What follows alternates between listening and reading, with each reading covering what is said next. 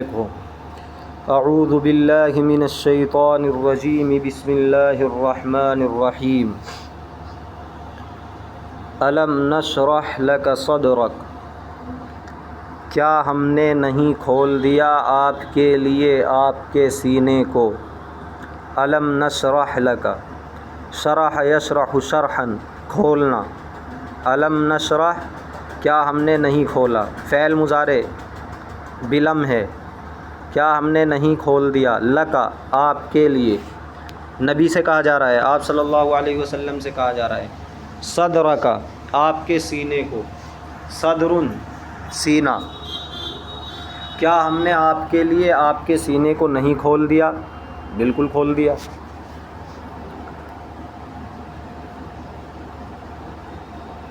وَوَضَعْنَا عَنْكَ وِزْرَكَ، اور ہم نے آپ سے اتار دیا آپ کے اس بوجھ کو، الَّذِي أَنْقَضَ ظَهْرَكَ، کہ جس نے آپ کی کمر توڑ رکھی تھی۔ وَوَضَعْنَا، وضع یضع وضعًا، رکھنا، عن سلا رہا ہے تو اتارنا، معنی ہوں گے اتارنا۔ وضعنا، ہم نے اتار دیا، عن کا، آپ سے، وزر کا، وزرن کے معنی بوجھ، آپ کا وہ بوجھ، موصوف ہے۔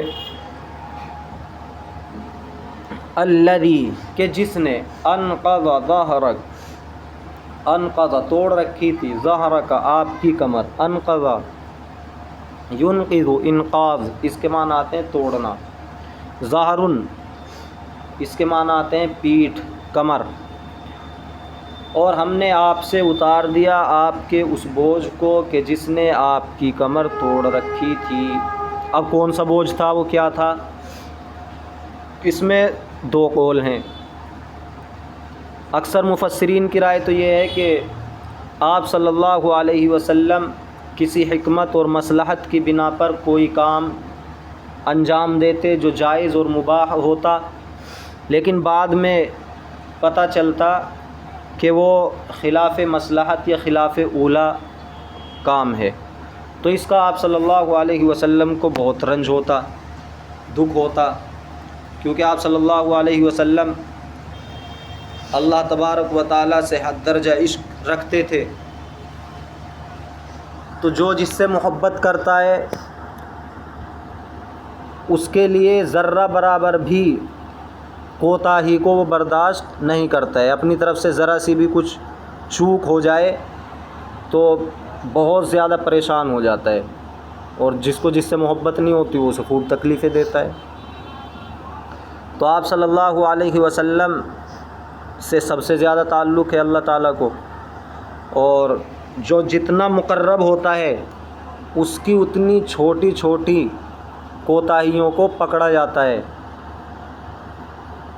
چھوٹی چھوٹی کوتاہیاں بھی اس کی بڑی غلطیاں شمار کی جاتی ہیں، جو جتنا مقرب ہوتا ہے، جو جتنا قریب ہوتا ہے۔ اس کی مثال اپنے گھروں میں آپ دیکھ سکتے ہیں، جیسے باپ ہے تو اپنے بیٹے کو چھوٹی چھوٹی غلطی پہ ڈانٹے گا، سمجھائے گا، کیونکہ وہ جانتا ہے کہ اگر چھوٹی سی غلطی پہ سے چھوٹ مل جائے تو بڑی بھی غلطی کرے گا۔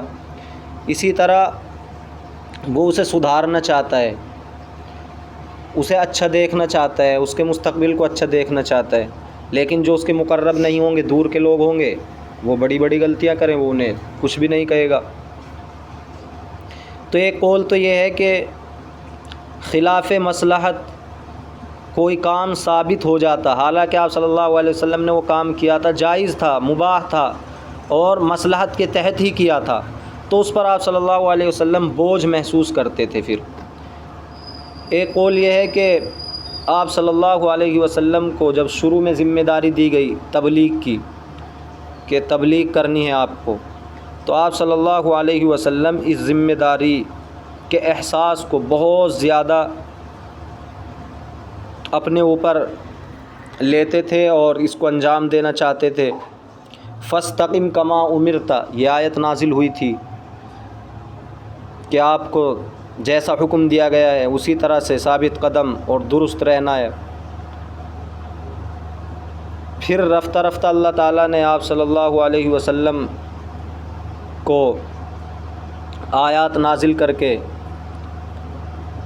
تسلی دی اور فرمایا کہ آپ زیادہ اپنے آپ کو غم میں مت ڈالا کیجیے، پریشانی میں مت ڈالا کیجیے،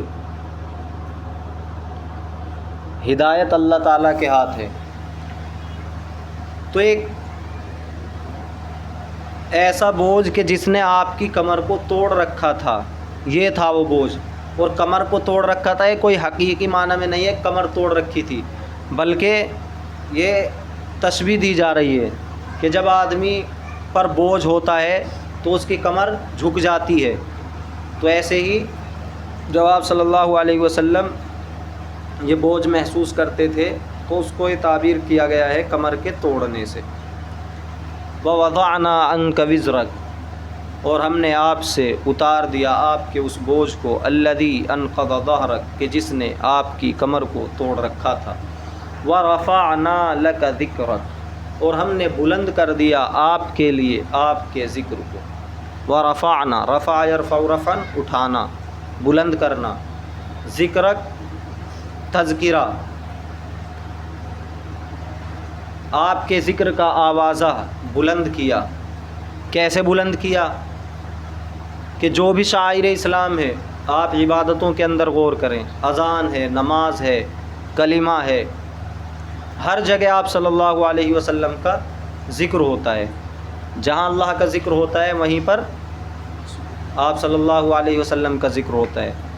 تو پوری دنیا کے اندر اگر دیکھا جائے تو 24 گھنٹے میں کوئی سیکنڈ کوئی منٹ ایسی نہیں جاتی کہ آپ صلی اللہ علیہ وسلم کا نام نہ لیا جا رہا ہو، کیونکہ ملکوں کے ٹائم ٹیبل الگ الگ ہیں۔ آج یہاں دن ہے، اس وقت یہاں دن ہے، مثلا ہندوستان میں، تو امریکہ میں رات ہے۔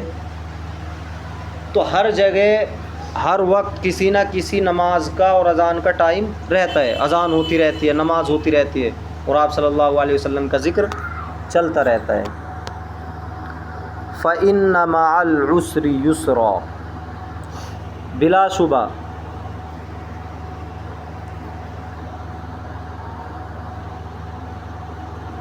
موجودہ مشکلات کے ساتھ آسانی ہے۔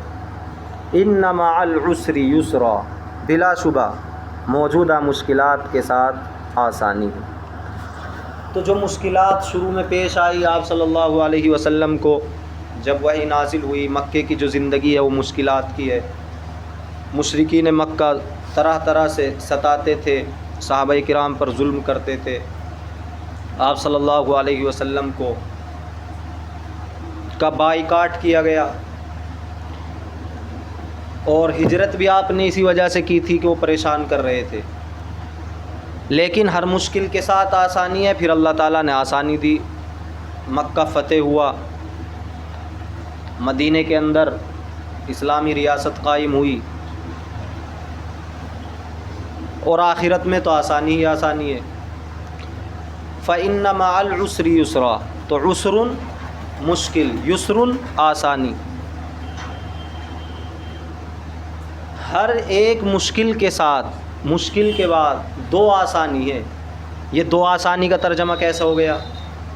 کیونکہ عسر مشکل کا جو لفظ ہے وہ معرفہ آیا ہے، فَإِنَّ مَعَ الْعُسْرِ يُسْرًا، إِنَّ مَعَ الْعُسْرِ يُسْرًا، دونوں جگہ معرفہ ہے۔ اور اگر معرفہ کے بعد اس لفظ کو دوبارہ معرفہ لایا جائے تو وہی مراد ہوتا ہے، الگ نہیں مراد ہوتا، لہذا وہی مشکل مراد ہوگی جو پہلے والی ہے۔ لیکن یسر آسانی، نکیرہ کے بعد نکیرہ لایا گیا، جب نکیرہ کے بعد دوسرا نکیرہ لایا جائے، اس لفظ کو دوبارہ نکیرہ لایا جائے تو جو پہلے سے مراد ہوتا ہے وہی اس سے مراد نہیں ہوتا بلکہ الگ مراد ہوتا ہے۔ تو اس طرح دو آسانی، ایک مشکل کے ساتھ دو آسانی۔ تو کبھی بھی آدمی مشکلات میں پھنسا ہوا ہو تو اسے ہمت نہیں ہارنی چاہیے، اللہ تعالیٰ پر بھروسہ رکھنا چاہیے کہ ہر مشکل کے بعد آسانی آتی ہے، ہر رات کے بعد دن نکلتا ہے۔ تو اندھیری رات ایسا نہیں ہے کہ ہمیشہ اندھیری رہے گی، صبح بھی ہوتی ہے، بس اللہ پر بھروسہ رہنا چاہیے، اور آدمی جس مقصد میں لگا ہوا ہے اس پر اسے محنت کرنی چاہیے۔ اب شروع میں جو پریشانی آئی آپ صلی اللہ علیہ وسلم نے سب کو برداشت کیا، اپنے مقصد میں لگے رہے، اللہ تعالیٰ نے راستے کھولے، آسانیاں پیدا کی اور اسلام پھیلا۔ آج ہم بھی مسلمان ہیں اسی وجہ سے۔ اگر وہ ان مشکلات سے گھبرا جاتے اور اپنے اس مقصد کو اور مشن کو چھوڑ دیتے تو آج دنیا کے اندر اندھیرا ہوتا. وہی ظلم و فساد، زناکاری، بدکاری، مکاری، وہ ساری جو زمانے جاہلیت میں چیزیں تھیں اور بھی بڑھ جاتی.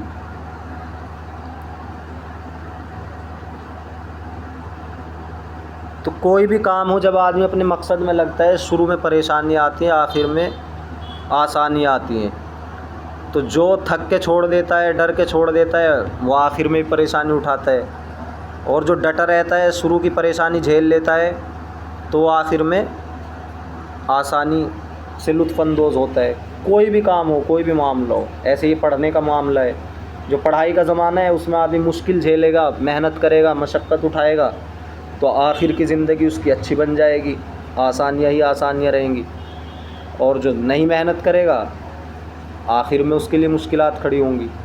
کچھ بھی ہو دنیا کے اندر، کچھ اور بھی کام ہو، کوئی ہنر سیکھ لیتا ہے، فن سیکھ لیتا ہے، بعد میں وہ کماتا ہے، کھاتا ہے. کوئی کچھ نہیں سیکھتا، وہ بڑھاپے تک مزدوری کرتا ہے.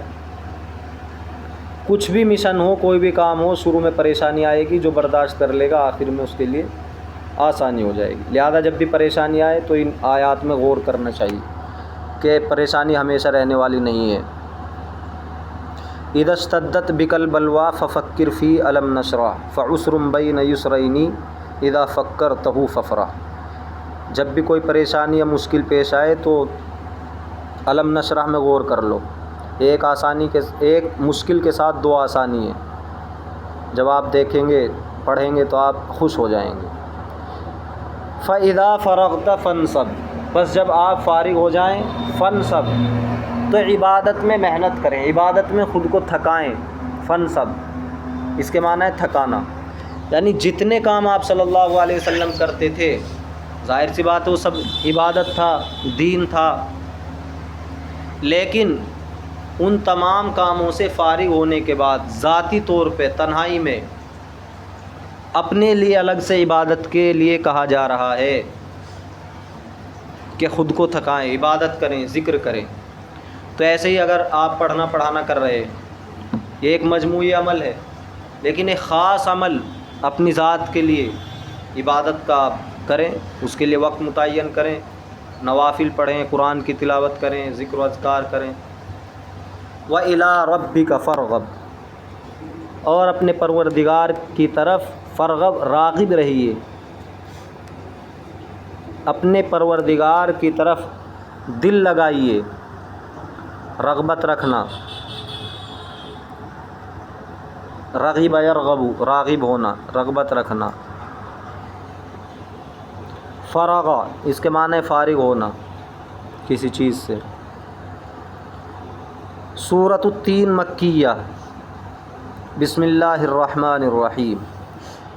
والتین والزیتون قسم ہے تین کی اور زیتون کی. تین اس کے معنی ہے انجیر، زیتون زیتون. اب تین انجیر کے درخت کو بھی کہتے ہیں، انجیر کے پھل کو بھی کہتے ہیں.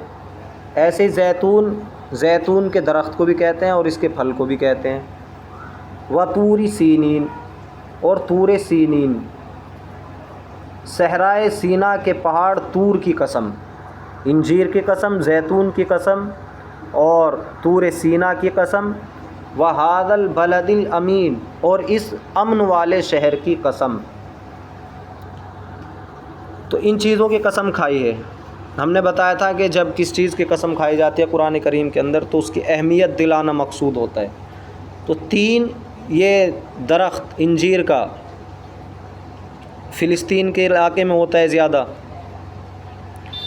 تو وہاں حضرت عیسیٰ علیہ السلام کی پیدائش ہوئی. زیتون بھی وہیں ہوتا ہے. اور طور سینین یہ پہاڑ ہے جس پہ حضرت موسیٰ علیہ السلام کو پیغمبری ملی، اللہ تعالیٰ سے ہم کلام ہوئے. وہذا البلد الامین یہ شہر جو امن والا ہے، مراد ہے مکہ. تو یہ بھی اہم ہے، آپ صلی اللہ علیہ وسلم کی یہاں پیدائش ہوئی، اس کے اندر کعبہ ہے، وحی نازل ہوئی، قرآن کریم نازل ہوا. تو یہ ساری چیزیں اہم ہیں. قسم کھا کے پھر آگے فرمایا لقد خلقنا الانسان فی احسن تقویم، ہم نے انسان کو بہترین سانچے میں پیدا کیا۔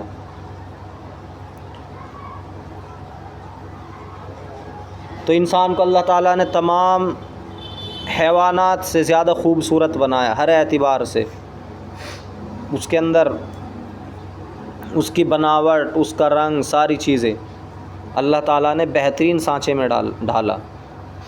ثم رددناہ اسفل سافلین، پھر ہم اس کو پست حالوں سے پستر کر دیتے ہیں۔ رد یردو اس کے معنی آتے ہیں لوٹانا، پھر ہم نے اس کو لوٹا دیا، پھر ہم اس کو لوٹا دیتے ہیں۔ اسفلا اس کے معنی آتے ہیں نیچے درجے کا، بہت زیادہ نیچے درجے کا، اسفلا۔ سافلین نیچے درجے والے، تو نیچے درجے والوں میں سے سب سے زیادہ نیچے درجے والا اس کو بنا دیتے ہیں۔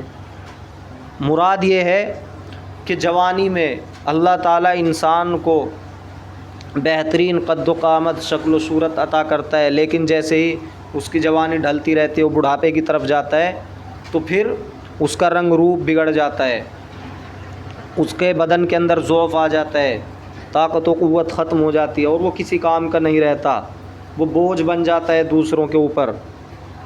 تو آخر کی زندگی ایسی ہو جاتی ہے، اسفل سافلین، یعنی پست سے پستر اس کو بنا دیتے ہیں۔ حالانکہ دوسرے جانور ہیں، وہ بڑھاپے میں کسی نہ کسی کام آ جاتے ہیں، کوئی ان کو حلال کر لیتا ہے، بہت سی چیزیں ان کے بال وغیرہ کام میں آ جاتے ہیں، لیکن انسان کسی کام کا نہیں رہتا۔ تو اسے اپنی زندگی میں غور کرنا چاہیے، خدا سے ڈرنا چاہیے کہ ساری طاقتیں اللہ کے قبضے میں ہیں، ورنہ کون چاہتا ہے کہ اس کی جوانی ڈھل جائے اور بڑھاپا ہو جائے، اس کو آ جائے، اور وہ دوسروں کے دستے نگر بن جائے۔ تو یہ ساری چیزیں اللہ تعالیٰ کی قدرت کو یاد دلاتی ہیں، لہذا انسان کو اپنے حیثیت سے باہر نہیں نکلنا چاہیے، تکبر نہیں کرنا چاہیے، ہر وقت اللہ سے لو لگائے رکھنا چاہیے۔ لقد خلقنا الانسان فی احسن تقویم، ہم نے انسان کو بہترین سانچے میں پیدا کیا۔ تقویم، قوم یقوم تقویم، اصل سیدھا کرنا، درست کرنا۔ ثم رددناہ، پھر ہم نے اس کو پھیر دیا، پھر ہم اس کو پھیر دیتے ہیں، لوٹا دیتے ہیں۔ اسفل سافلین، پست حالت والوں میں سے پست، زیادہ پست کی طرف، یا پھر ہم اس کو بنا دیتے ہیں پست حالت والوں میں زیادہ پست۔ پست کہتے ہیں نیچے، نیچے حالت والوں میں۔ الا الذین آمنوا، مگر وہ لوگ جو ایمان لائے، وعملوا الصالحات، اور انہوں نے نیک اعمال کیے، فلہم اجر غیر ممنون، تو ان کے لیے ایسا اجر ہوگا جو ختم ہونے والا نہیں ہے، یہ پہلے بھی آ چکی ہے۔ فما یکذبک بعد بالدین، تو کون سی چیز تجھ کو منکر بناتی ہے اس کے بعد روز جزا کا؟ یعنی جب اللہ تعالیٰ کی قدرت ہے کہ وہ انسان کو بہترین سانچے میں ڈالتا ہے اور پھر اس کو بڑھاپا آ جاتا ہے اور وہ اسفل سافلین ہو جاتا ہے، تو اللہ تعالیٰ انسان کو ختم کر کے، اس دنیا کو ختم کر کے قیامت برپا کرنے پر بھی قادر ہے، پھر انسان کو دوبارہ زندہ کرنے پر بھی قادر ہے، جزا اور سزا کے دینے پر بھی قادر ہے۔ تو اے انسان، فما یکذبک، کون سی چیز تجھ کو منکر بناتی ہے روز جزا کا؟ بعد، اس کے بعد، یعنی ان تمام باتوں کے بعد، یہ جو آپ نے سنی ہے کہ اللہ تعالیٰ کی قدرت یہ ہے۔ الیس اللہ باحکم الحاکمین، کیا اللہ تعالیٰ تمام حاکموں میں سب سے بڑا حاکم نہیں ہے؟ بالکل ہے۔ الیس اللہ باحکم الحاکمین، کیا اللہ تعالیٰ تمام حاکموں میں، تمام بادشاہوں میں سب سے بڑا بادشاہ نہیں ہے؟ بالکل ہے۔ تو یہاں جب یہ آیت پڑھی جائے تو مستحب یہ ہے کہ سننے والے کہیں بلا وَأَنَا عَلَىٰ ذَلِكَ مِنَ الشَّاهِدِينَ، کیوں نہیں، اللہ تعالیٰ احکم الحاکمین ہے اور میں اس چیز پہ گواہ ہوں۔